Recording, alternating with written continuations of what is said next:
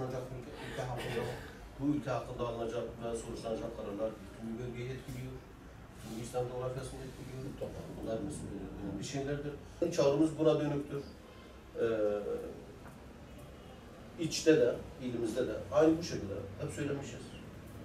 Böyle nahit sere konuşan ve partide davet var insanlar buna yeki bu. Hem neyari değerim var, hem neyari dinim var, hem neyari milletim var. Bu beşi ve olaz nafazım ve nahir ve bölgede Aşağı hakkında batak imamına. dava koy İslami bir meşine ola. Yani yeki tenej bana mina vallahi emsele konu. Saadet Partisi'nden kardeşlerimiz bizleri ziyarete gelmişler. Ziyaretlerden dolayı çok memnun oldum. Hoş gelmişler, safalar getirmişler. Allah-u Teala kendilerinden razı olsun. Haliyle gündem seçimdir. Seçim çalışmalarını konuşuyoruz. Biz müminlerin, Müslümanların daha farklı hassasiyetleri vardır. Toplum nereye gidiyor? Gidişat hangi tarafadır? Gençlik nereye gidiyor? Bizim böyle ulvi bir derdimiz, yüce bir derdimiz vardır. Bu gençliğin, bu toplumun gün be gün Allah-u Teala'nın men ettiği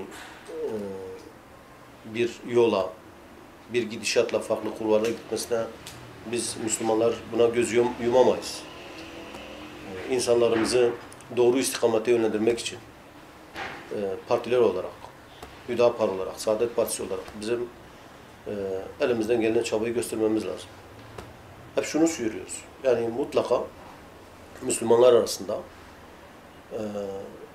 toplumun ıslahını kendine dert edilmiş kesimler arasında bir ittifakın, bir birlikteliğin, bir konsensüsün oluşması lazım. Bir gücün oluşması lazım. Bu olmazsa maalesef istediğimiz şekilde toplumun gidişatını etkileyemeyiz, yönlendiremeyiz. Dolayısıyla Müslümanların belki geçici çıkarlar üzerinden değil, süreklilik arz edecek olan ve gerçekten toplumu da olumlu yönde etkileyecek kararlarını alması lazım. Belki bazen seçim dönemlerinde bunlar daha bir önem arz ediyor. Bu anlamda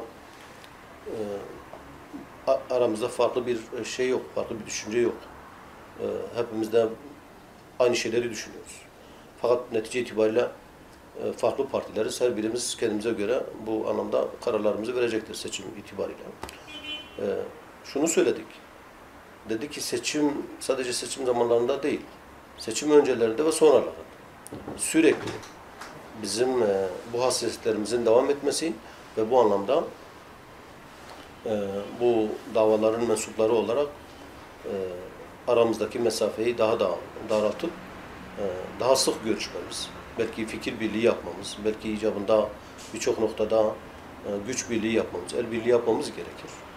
Bu seçim dönemlerinde ise işte zaten yetkililer, karar mekanizmaları süreci değerlendiriyor. Toplumun nabzını yokluyor ve süreci değerlendirdikten sonra bir karar alacak seçimle ilgili.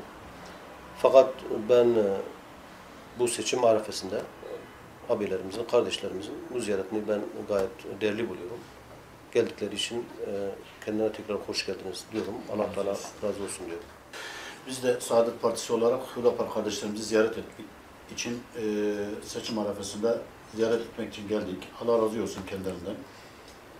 Biz seçime giyiyoruz. Beraber bir kardeş olarak birbirimizi gördüğümüz için ziyaret etmek istedik.